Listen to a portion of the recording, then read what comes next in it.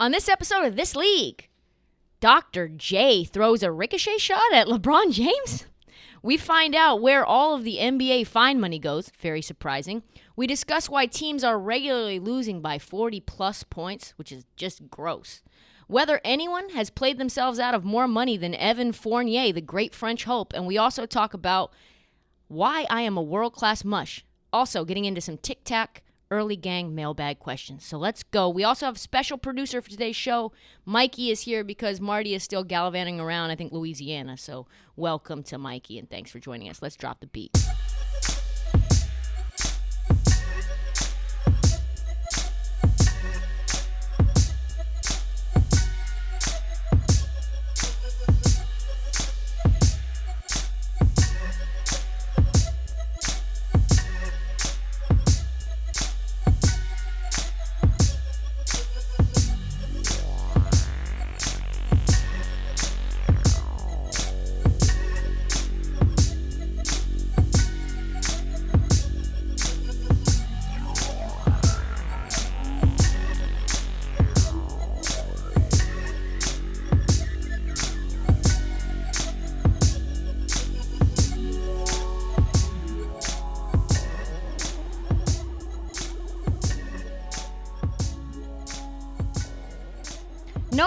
No one on earth mushes faster or more effectively with more impact than me. On the last episode, I talked about high playoff seeds I thought that would be dangerous. Knicks, Wizards, Warriors, Grizzlies. Guess what, folks? Every single one of those teams lost Monday or Tuesday night. It never fails. I shit-talked my Portland Trailblazers, and guess what? Then they blew out the Pacers, and then they blew out the Memphis Grizzlies. It's just, what are the odds? Wizards lost in OT to break their 9-game winning streak to the San Antonio Spurs. Knicks blew a big lead against the Suns to snap their winning streak. Grizzlies got their doors blown off by the Nuggets. The Warriors then waited till Tuesday to historically shit the bed against the Mavs. They had 37 points with 9 minutes to go in the third quarter. I mean, what are the odds? My mom would say 100%. 100% of the odds. There is a reason that Philly and Boston fans regularly chirp me, "Hey, talk shit about my team. Talk shit about my team." Because every single time I do, they go on a win streak. Every single time. I should probably just bet against the teams that I talk about. If I talk positive, bet against them. If I talk negative, bet against that. But I really, really want to talk about the Warriors because it's indicative of a larger issue and indicative of something that's going on in our weird pandemic year that we have. Something magical happened, folks. A team that I said was scoring at record numbers somehow Saran wrap was put in chase, just over the bucket, because there was points and times where they went stretches without hitting buckets. Golden State went 9.5 minutes without scoring a single bucket. Not one! And you wonder, where was Steph? Steph was playing, folks. He hit a 3 to put the Warriors up 12-11, and then they just did not score again until the second quarter. Have you ever seen that? Never seen that. Never seen that. They got outscored 51-17. Going into halftime. They missed 18 shots in a row. These are professionals. This is not AAU. This is not college. This is not a weird 16 seed that snuck into March Madness. This is the Golden State Warriors. Folks, they couldn't get a bucket. One of the longest streaks of this kind in 15 years. They had 28 points at halftime. Like sometimes they regularly get 28 points in the first 6 minutes of a quarter. That is worth talking about. And let's think about this. Also, Tsunami Poppy, my man, Kelly Oubre, 23 minutes, half of a game, and had a plus-minus of -41. That statistically means you might be one of the most impactful players in history. Like, if you play a full game, the Warriors would have been down statistically 82 points. That is wild. How is it possible to be that bad in that short of a time? I don't know. I don't know. And then on the flip side, on a positive note, Tuesday night, Blazers broke their 5-game losing streak after I ranted about how bad they were. And maybe one of the worst players in the NBA, Anthony Simons, like just legitimately one of the laughing stocks in the NBA, he just went off. He hit 9 of 10 threes. That's an NBA record. What's more impressive, though, is like Oubre, very impactful. He played a half a game, 24 minutes. During that time, he was plus 42. I mean, I cannot stress how strange this is. For a player that bad to be that good, it's wild. Anyway, Anthony Simons was the anti-Oubre that night. Same night. At that incredible that there was an 83-point differential between them. So that works out to a 186-point differential over a whole game. I just think that's funny. I should also remind people that Kelly Oubre is costing the Warriors $80+ million this year, including the luxury tax that he's hampering the team with. A guy who could have been a negative 82 in a game is costing you $80 million. Whew. I tell you what, that is a bargain, huh? That brings up a second point. This year in the NBA, there have been 30 games in which one team has gone down by 40 or more points. I mean, that's disgusting.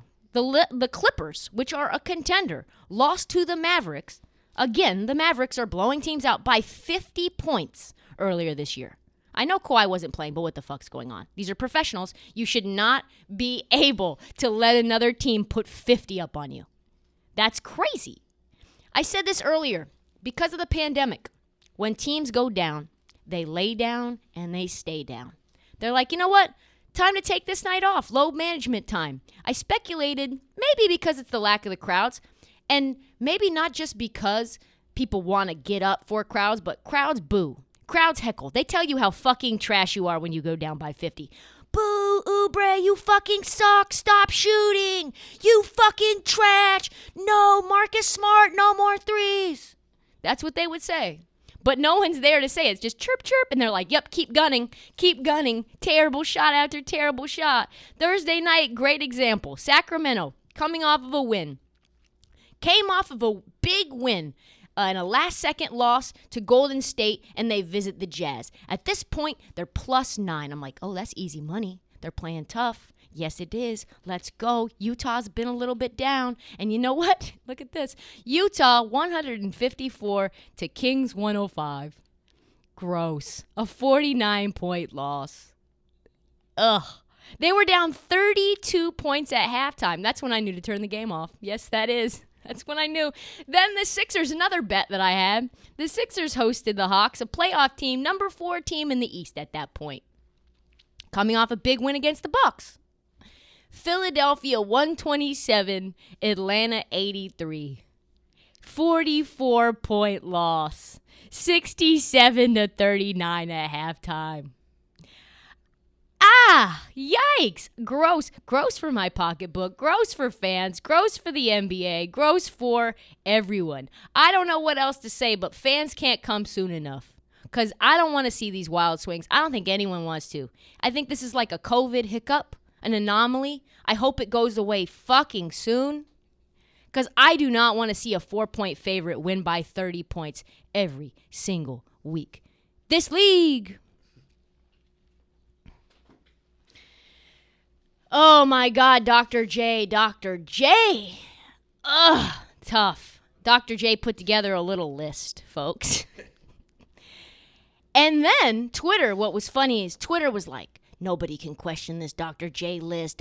Dr. J, he's your favorite player's favorite player. No one can say a goddamn thing. And I'm like, yes, we can.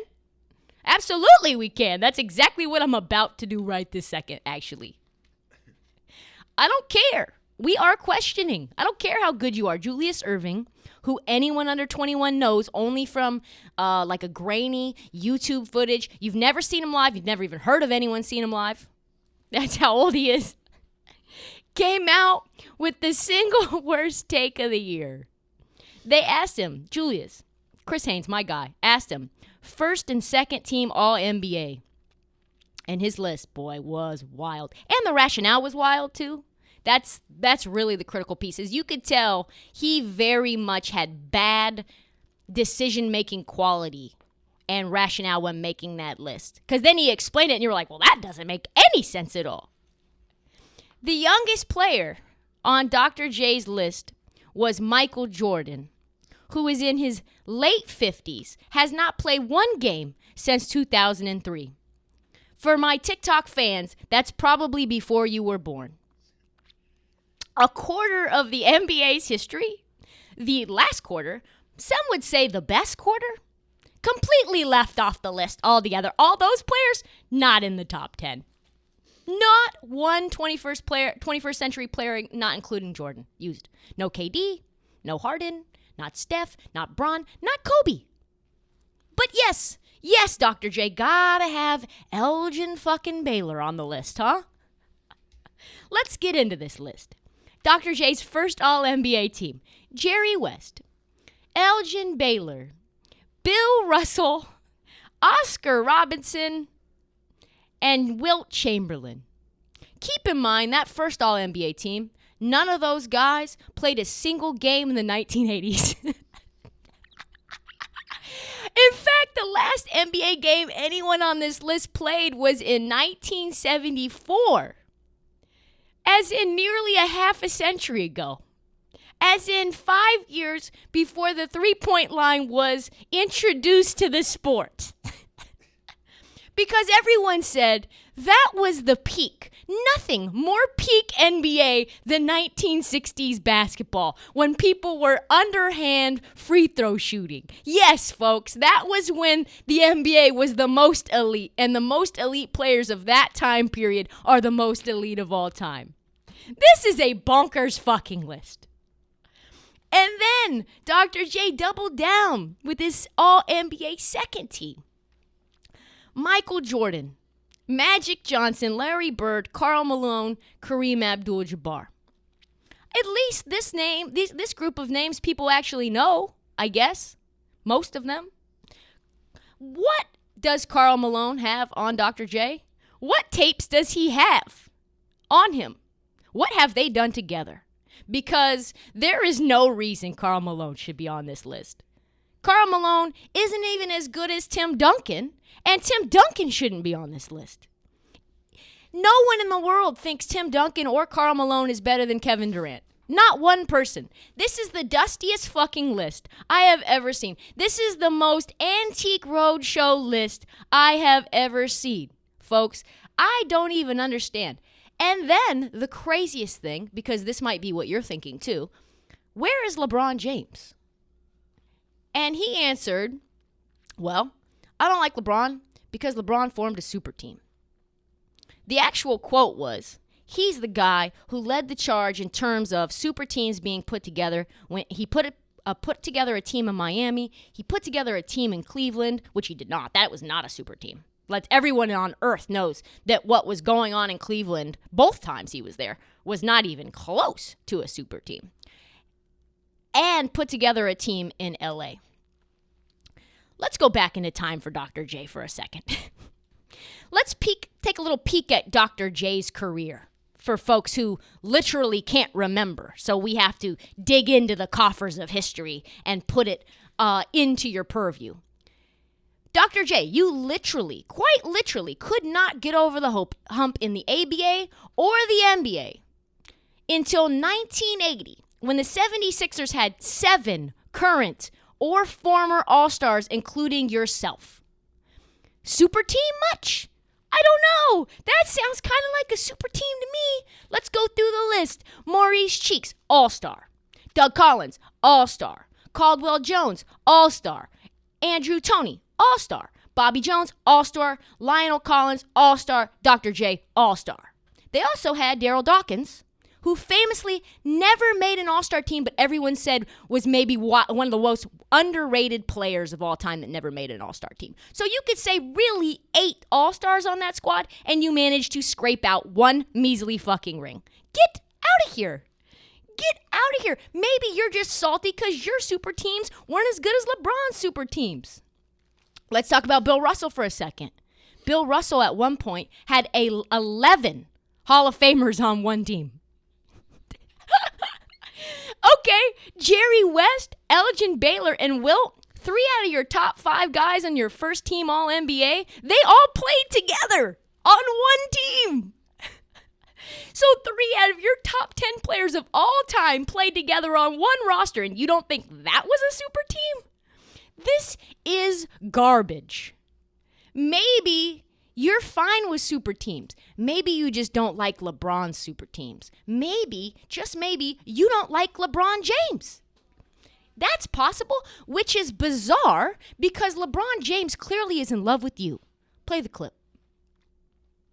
All right, you're a historian of the NBA. You're a fan. Fans love to do this. I'm going to put you on the spot. Best 3 players of all time. Best 3 players of all time? Yeah. Michael Jordan. Wow. Michael Jordan.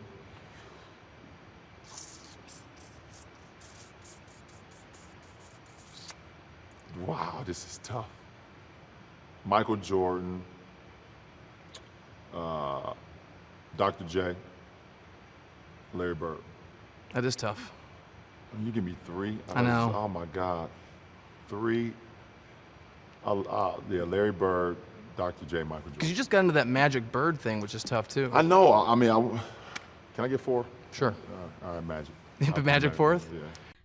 Listen, he said Michael Jordan, then he thought long and hard, and the name Dr. J came off of his lips.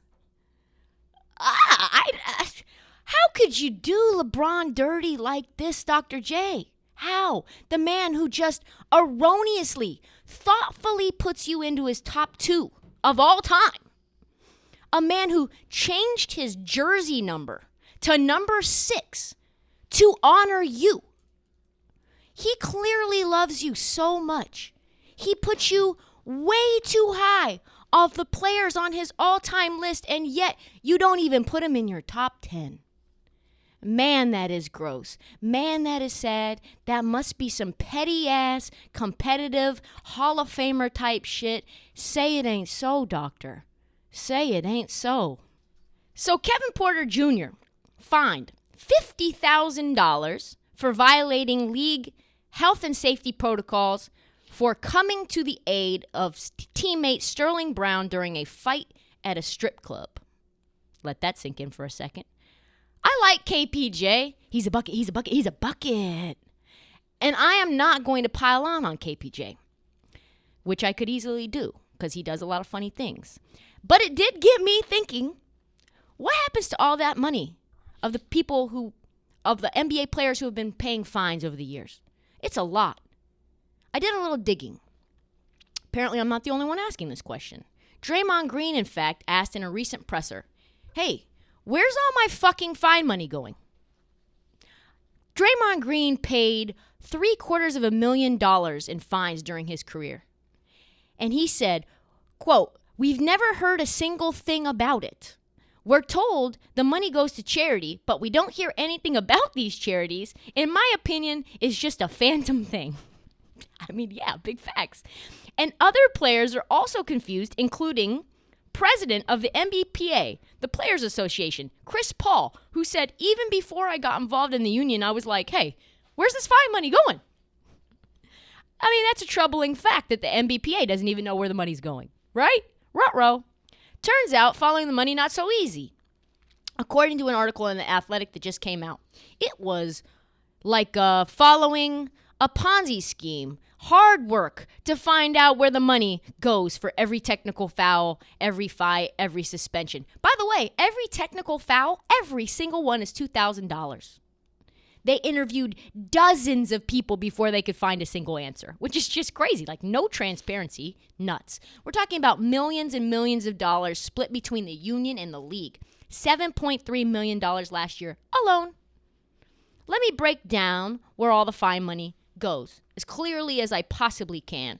The league share goes to NBA Cares, a subsidiary of the league that gave money to 15 charities, but here's the rub, they will not release how much to who. Yikes. On the other side, that part really should be investigated. On the other side, the player's share of the fine money goes to the NBPA Foundation, which is now worth $40 million, and they really don't even touch a cent of it. because they take in more, because they give out more money every year than they take in, but because of interest, it stays around the same. And I'm very happy to report that the player fine money is actually doing some good. Everything from LeBron James, Joel Embiid, Kevin Durant, Matthew Dellavedova, the fact that he has a foundation is kind of funny, have received money. So has Philadelphia's Helping Hand Foundation to Operation Warm. Where does the league money, though, go? How much goes out? The Athletic declared NBA Cares was a private wing inside the league office that is not required to disclose almost anything about its spending. Does NBA care? I don't know. It appears that they don't care to share, and sharing is caring. At least half the fine money seems to be going to good causes, but the league itself, I don't know. Maybe Draymond Green needs to get on the case to find out where his money went, because let's face it, no one trusts the NBA league office, especially since they have a history of being shady. All right, can we talk about the great French hope for a second? The second coming of hope for the Boston Celtics organization. I don't know what's going on there, but it is bad. It is really, really bad. Nobody, I don't think, has played themselves out of more money than Evan Fournier. Fournier! Transport yourself, folks, for me, back to the trade deadline. One of the most coveted players in the league, Evan Fournier of the Orlando Magic. He was having a career year. He was averaging 23 and 4. Yes. Third option, though, on a dismal team. So I was already a little skep. Everybody, though, was saying he's going to change someone's fortune. He's going to take a team that's good to great. You put him on there as a wing, he's going to be able to defend. He's going to be able to put up buckets for you. Yes. And you know what? He's on an expiring, so if you don't want him, you don't have to pay him. But when he gets paid, he will get paid. And then Trader Danny and the Boston Celtics landed him for nothing. 2 second-round picks, and Celtics fans said this. They said, oh, we didn't really want Vucevic. We actually really wanted Evan Fournier. I mean, that's just Jokeville. We didn't want to give up Marcus Smart. We gave only 2 second-round picks, and this guy's going to take us to contention. And then Fournier started playing in Kelly green and gold. First game as a Celtics. Let's talk about it. It was memorable. 0 for 10. 0 points, 33 minutes. And what's wild, it might not have even been his worst game. It was not. Since then, he's gotten COVID and missed 9 games. 5 of his 8 games, he scored less than 6 points. That's what we would call a statistical anomaly. Or Evan Fournier maybe is just not that good. His numbers as a Celtic before COVID, 11-2-2. After COVID, 4-4-2. So yeah, COVID's definitely a factor, but what explains the 50% drop-off prior to COVID? Living in Boston? I don't know. I don't understand it. Fournier is shooting 21 for 69, which is 26% from the field. I would say atrocious. 13 for 40 from 3 for 25%. Was Evan Fournier the game changer for you? I don't think so. Not the game changer folks were anticipating.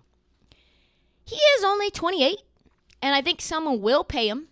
And I'm betting, though, not nearly as much as people thought he was going to get paid. People were saying he was going to get a huge deal. Not nearly as much as he would have gotten paid if he would have stayed his ass in Orlando, being the third option, putting up garbage points and garbage minutes that meant nothing. Now he actually has to contribute to a team that wants to win. So very difficult to continue to put up 20 in that type of a spot. So the main takeaway for Boston Celtics fans is this. If Boston gives Evan Fournier the bag and he produces like this consistently, that may be the final straw that ends Danny Ainge. This league. All right, let's get into some mailbag questions. Mikey. Let's do it. I will start off with a very popular one, I think. If Donovan Mitchell, first of all, shout out Donovan Mitchell. Shout out. Leads the Jazz to an NBA Finals appearance, will he be solidified as a top 3 two-guard? Shout out to Brett McKendrick for this question. If Donovan Mitchell leads the Jazz to an NBA Finals appearance, will he be solidified as a top 3 shooting guard? Right now, I have at this position Harden 1, I hate to say this. Paul George, 2. I know. He's had a career year, even with his little bum toe. Bradley Beal at 3. Devin Booker at 4. Drew at 5. Spider at 6. Shea at 7. Zach LaVine at 8. So the question to me really becomes, Brett, and I know you're very interested in this question, and I'll get to why in a bit. But if Donovan Mitchell stands out, he kills other teams. If we see like Jamal Murray level performances where he's on SportsCenter or SVP or on the House of Highlights every single night of the playoffs because Donovan Mitchell has willed his way to win. He's gritty. He's hitting big shots. Maybe he has a key steal, et cetera, all the way to the finals. And then maybe they lose in a heartbreaking fashion because we know Utah's not going to win it all. Let's just be honest. Then I could say, yes, there is a real case. You can put him in that conversation for sure. But if it's like Mike Conley has a great performance for 3 games, and then Donovan Mitchell goes cold, and then Donovan Mitchell has a great game, and then all of a sudden you get a massive Rudy Gobert performance, or Joe Ingles hits a key 3 from the corner to win in overtime, then no, Donovan Mitchell, you are not top 3. Absolutely not. Ensemble performances do not put you into the pantheon of current greats. No. Could he get in there if he had a Dwayne Wade type season? Yes, absolutely. That's exactly what I'm thinking. And also, Brett, this is an inherently biased question because I know you, Brett, are a Utah Jazz fan. If you were a fan of the Houston Rockets, you were like, tell me about Donovan Mitchell, then I would think maybe this is less of a Jokeville biased question. But I'm going to let it slide. Let's move on. This one comes from J_the Wave. Love it. Thoughts about the Heat's consistently inconsistent season. Best way of putting it, truthfully. The Miami Heat are shockingly inconsistent. So wildly inconsistent for a finals team, it's just bad. Think about this. You know it's bad because Jimmy Butler has had to send multiple warning shots up into the air to his team to say, hey, I need you guys to fucking try. I don't even know who I'm going to see tonight, and it's my team. No shit, Jimmy Butler. How do you think we feel? How do you think gamblers feel? I don't fucking know what to do with the Miami Heat. You serious? We know that Jimmy Buckets only wants a team that plays hard. We only want a team that's consistently hustling, doing all of the little things. Do you remember when he played with Karl Anthony Towns and Andrew Chucklehead Wiggins, and he was like, these kids, all they want to do is play video games and do God knows what in their off time. They're not trying to shoot in the gym. They don't actually care about the sport as much as me. And then he bounced. This is what he said. We're just being soft. That's it. We're not getting into bodies. We're scared of contact. We're soft overall. I can't tell you which way we're going to go. I don't know what team is going to show up on any given night. That's not ideal. That is not good. The only thing he wants you to do is be consistent, and they are 5-5 in their last 10. Whew. Some nights they're good. Some nights they are absolutely atrocious. They lose to Chicago, they beat Chicago. They lose to Atlanta, they beat San Antonio, and they beat Brooklyn. They lose to Minnesota. What is this? This has no trend that you can even pull apart to say, oh, well, this is that matchup or this is why. Tyler Hero, terrible shooting year. They wanted to keep him, God knows why. Goran Dragic still cannot stay healthy. Even Butler missed 18 games this year, quarter of the season. They are, this is the shocking stat, 27th in the league in points per game. That is dead last in field goal percentage. They just can't make shots. They are like Jimmy Buckets, that team cannot hit buckets. No buckets. The only good news is that they can defend. 3rd in the league in defense. Grossly inconsistent. I would say this TikTok fan is correct. They are the most consistently inconsistent team in the NBA. You cannot bank on a goddamn thing. They could literally win the East or they could get bounced out of the first round. You tell me. You tell me. Actually, kind of beautiful. All right. Who do you see as the best player in the league in 5 years? It's from Todd. Shout out to Todd Regini for this question, #earlygang. All right, let's talk about it. Who will be the best player in the NBA in 5 years?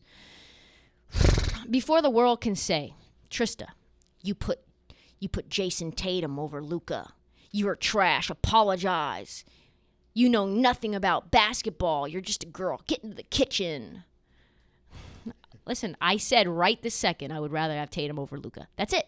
Right this second. It's a snapshot in time. It had nothing to do with the future. By the way, it's also a positional thing. I prefer elite wings over elite guards. I think you can get more out of an elite wing than an elite guard. But listen, I must admit, Luke is fucking good. He is really, really good. And you look at him, and he seems like he's 25, 26, 27. He's 22. Yikes. That's scary. 5 years from now, Luka is in his prime. 5 years from now, he's not fucking around hanging out by the Adriatic Sea in the off-season, chilling by the beach with his little flabby stomach. He's got abs. He's staying in L.A. in the off-season. He's hooping in those runs. He's at the little fancy gym where all, like, Hoodie Mello was and all the, like, Chris Brickleys of the world. And, like, we see him on game film. And all of a sudden, you're going to see Luka as, like, multiple-time MVP. If he does not get multiple MVPs in his career, it will be a complete failure. I see him as potentially being not only the best player in the league, but the franchise league cornerstone, the guy that you put in billboards all over the world, because Luka is not only that dude, he's that likable, and he is that much of a gamer. At that point, KD will be 37, Bron will be 41, Curry will be 38, Harden will be 36, Kyrie will be 34. So I guess you could say my other choices when you think about guys who are still going to be somewhat in their prime, you've got Harden, you've got Jokic, you've got Embiid and Giannis. But the money's on Luka. Okay. Let's switch it up a little bit. Go back to Golden State. Ugh. Thoughts on the Warriors using Clay to clickbait the NBA nation? This is how bad it is in Golden State. They need to send updates for any bit of hope for folks to just cling on to. That's what we're talking about right now. So the Warriors announced a big update this week on Klay Thompson. And everybody's like, oh my God, Klay? Could it be? Holy shit, Klay Thompson. Could he be back for the playoffs? Could we get him? Let's go. Click, click, click, click, click, click, click, click, click. And it was literally like, Klay Thompson is now running. Klay Thompson is now running. Wow, that is a world-class clickbait, folks. There's like high hopes, and then boom, crash. Come on now, we can't be getting updates like this. We just can't. Like, Klay Thompson is doing one-leg squats, like first block on SportsCenter on the jump. What? You can't fake Warriors fans into thinking Klay Thompson's going to be back to save you. He's not coming to save you. He's not going to be back. Let me give you a little bit of news. Klay Thompson might not be back in the first quarter of next season. Here's that for a little update for you. Klay Thompson not going to be an elite defender for a while because he snapped his fucking Achilles and his ACL. Like, I'm sorry, he's not coming to save you, Warrior fans. It's not happening. So how do I feel about the Warriors using Klay as a fucking piece of chum, as clickbait and hope? I think it's trash. I think it's absolute trash.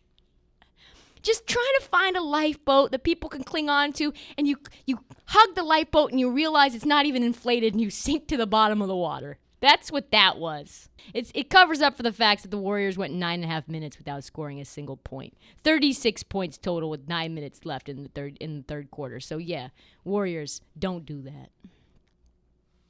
That's all the time that we have for the This League podcast. Please subscribe. Please rate, please review on Apple Podcasts and on Spotify. I see folks in TikTok asking for the podcast. You realize there is a link. You're probably even not even listening because you're on TikTok. So this message is just null and void. But it makes a huge difference when you subscribe and unsubscribe and resubscribe. That's a little trick. Also, there's a lot of fucking haters in the star comments. They don't like me for other reasons. So push the stars, rate, review, give me some reviews. We also have This League hoodies on sale at the Barstool store. Please also do not forget to follow This League on YouTube. A lot of folks hating about my YouTube numbers. You can fix that. Also follow This League on TikTok, Twitter, and Facebook. Thank you for listening. Tune in Monday afternoon for the next edition of This League.